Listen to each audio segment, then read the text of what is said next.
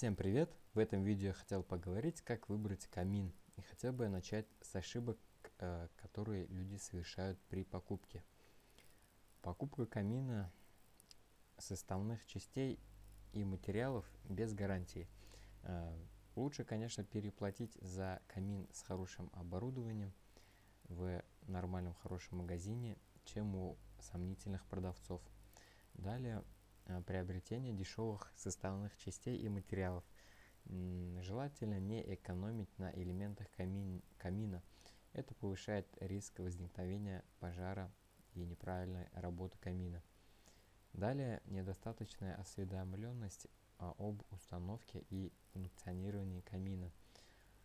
Нужно иметь хотя бы базовое представление о принципе его работы. Также нужно получить профессиональную консультацию. Специалист должен вам подобрать камин на основе данных о вашем помещении. Далее есть такие ошибки при установке камина. Это самостоятельное строительство камина. Это небезопасно, любая ошибка может стать причиной пожара в доме.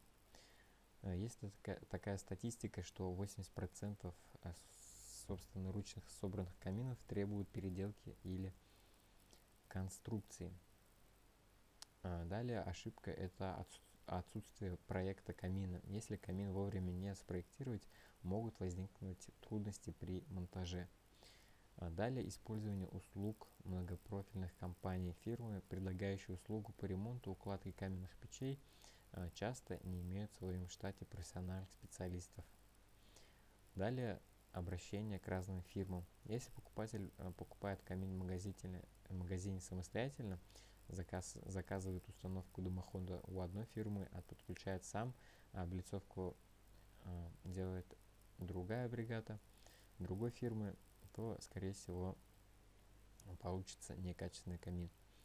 Далее выбор подрядчика на основе низкой стоимости. Если использовать материал низкого качества, пострадает надежность, безопасность и износостойкость камина. Бюджетные варианты и фирмы часто не умеют работать с современными высококачественными материалами. Также нельзя пренебрегать данными советами и прислушиваться к мнению печников. Везде так делается и все работает. Нужно доверять камин только специалисту. Сэкономив хотя бы на одной детали, вы можете подвергнуть риску собственного здоровья и имущества. Если вы воспользуетесь вышеперечисленными советами, то, скорее всего, вы избежите самых распространенных проблем с работой камина. На этом все. Спасибо за внимание. Надеюсь, вам помог. Всем пока.